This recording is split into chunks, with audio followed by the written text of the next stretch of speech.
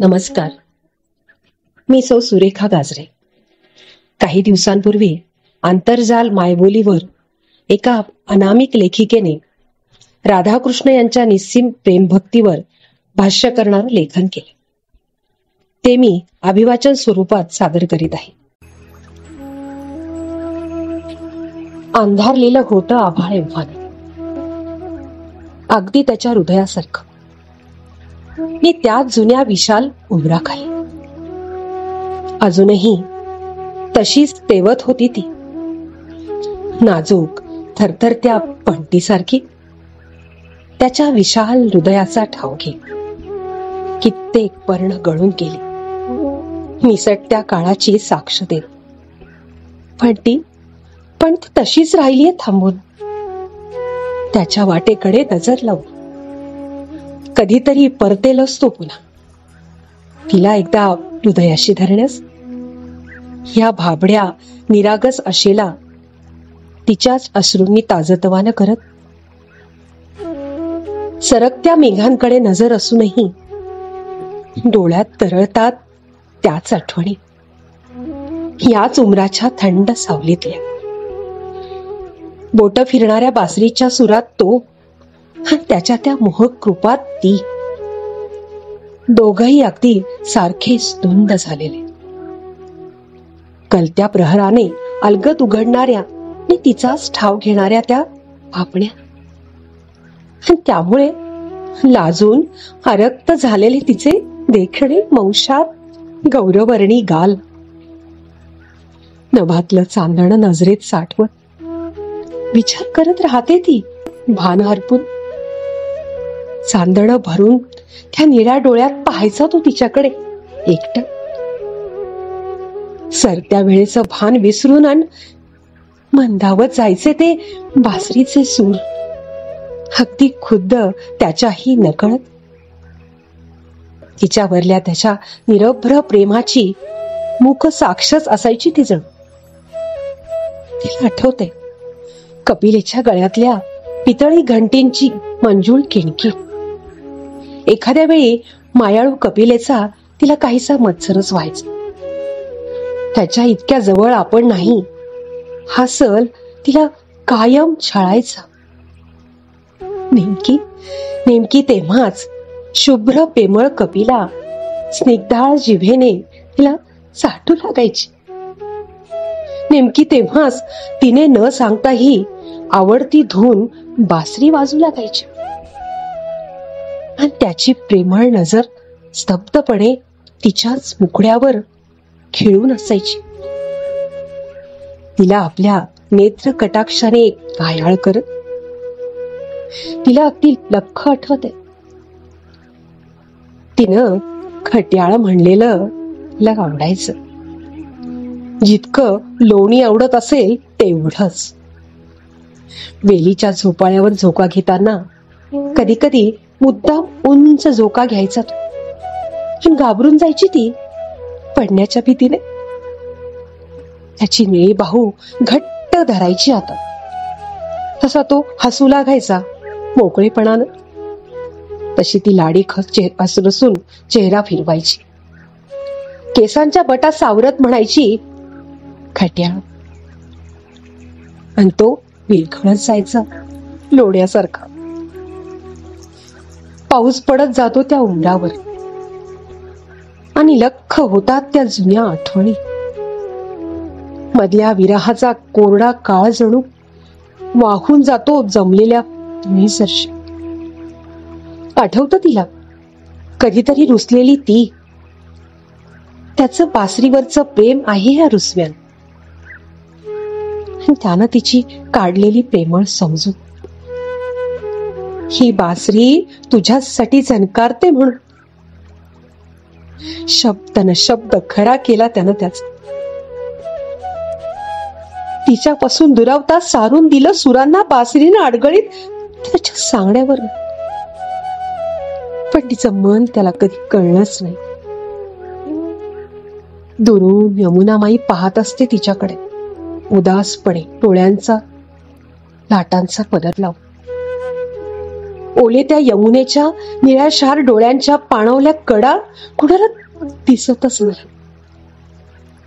त्याच्या आठवणीत रमलेल्या तिला मात्र ठळकपणे जाणवतात त्या कधीमधी.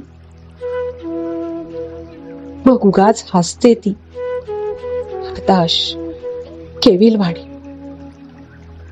यमुना माईकडे कोमेजला मुकळा करू. हिच्या निळ्या शालूचा वालुमय काठी आठवतात तिला त्याची उमटलेली पावलं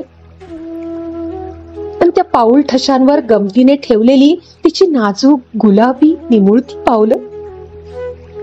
आठवतं तिला ती वेडी वाकडी पावलं धड कधी त्या ठशांवर पडलीच नाही. अचानक मनात सोलू लागतो तो प्रश्न, त्याचा माग घेणं इतकं कठीण होतं का?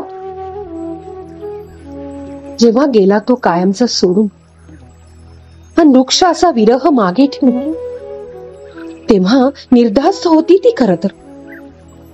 तिच्या ओढीनं तो येईल लवकरच अशा निष्फळ कोरड्या आशेने.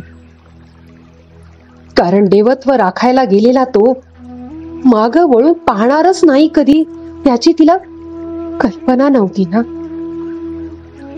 विराहानं सुकून गेलेल्या तिची येते दया त्या भरल्या मेघांना आणि भरभरून बरसतात तिच्यावर तिच्या मनातला विरहाचा अग्नी तात्पुरता शमवण्यासाठी.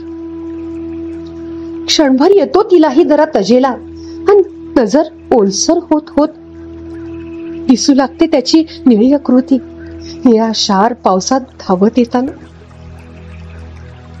युगायुगांचा विरह संपल्यासारखं तवानं होतं परत तिचं कोवळं मन.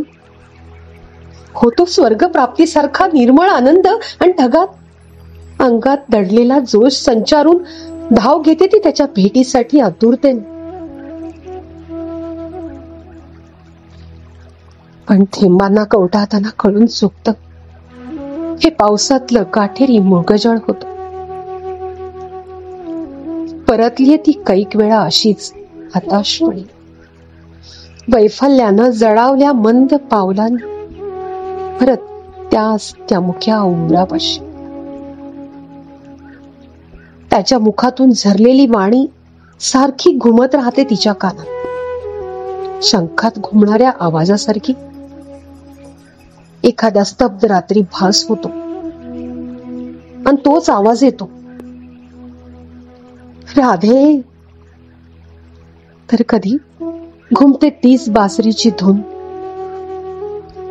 क्षणभर बावरलेली ती सावरते आणि घालते समजूत स्वतःशीच. मन मात्र भासानेही पल्लवलेलं असत. वर्ष तप युग ही उलटलीत आता. त्याच्या लिलांनी भरभरून जाणारी इतिहास पानही काळाआड गेलीत. तरी वर्तमान भुलून चालत बसते ती तीच जुनी चिरणावलेली फाटकी पानं. कारण याच पानांवर आहेत विखुरलेल्या त्याच्या निळ्या अस्तित्वाच्या आठवणी. आठवणी उलगडताना पाखरू बनून फुलांच्या ताटव्यावर उडू लागते ती.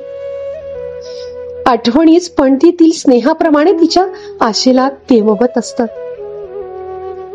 म्हणतात सारे आताशा सावरलीये ती, पण खर तर पोकळ झाली यातून. ह्याच विशाल कळहीन उमरासारखी. तोही पोखरून गेलाय त्याच्या जाण्यानं आणि तिच्याबद्दलच्या आर्त काळजीने. कोमेजले तिचं ते गोड अल्लडपण ज्याच्यावरच तो खरा भाळला होता. आता विखरून गेलेलं तिचं अस्तित्व साथ घालत राहत त्या बासरीला. तिच्या चेहऱ्यावरचं गुलाबी हास्य पुन्हा एक वारही उमललंच त्या भकास आम्रवृक्षाप्रमाणे, जे त्याच्या जाण्यानं मोहरलंच नाही. वृक्षाकडे एकटक पाहता पाहता नजरेवर पसरणारं दाट धुकं सूर्यास्तानंतरच्या काळक भिन्न काळोखाप्रमाणे मग तिची ती रीती पाण्याची घागर बघत राहते तिच्या अश्रू थेंबांकडे. डोक्यावरच्या सोनेरी केसांसारखी अशी अगदी विस्कटून जाते ती. विस्कटून गेलेल्या तिला सावरायला त्याच्या बासरीची स्वर्गीय धूनच केव्हा तरी जातील त्याच्या मनावरची देवपणाच्या कर्तव्याची वृक्षपुट. आणि कधीतरी आठवेल त्याला ती देवत्वाचं ओझं जरा बाजूला सारून येईल तो असाच अवखळ धावत. तशीच ती बासरी ओठांना लावून तिला साथ साथ घालेल. राधे, मी परत आलोय. कित्येक युगांचा दुरावा संपल्यावर अशी मनातून मोहरून जाईल ती. त्याच्याकडे धाव घेईल ती वेगात. विरह दुःख असं झटकून टाकेल ती. मधला काळ झटकन विसरेल ती अन कालच भेटल्यासारखी त्याला म्हणेल, कान्हा, अरे हाळू घे रे झोका खटाळा. मधाहुनी मधाळ हसेल तो एकदा. अशा नील पापड्या समाधानात मिटून फिरू लागतील बासरीवरची निळी फोट. वाजू लागेल ते प्रेमळ संगीत पुन्हा. आणि आसमंत आळवा होईल त्या क्षणानं. पशु पक्ष्यांच्या आल्हादमयी नृत्याची आणि तरारल्या पानांची साक्ष असेल.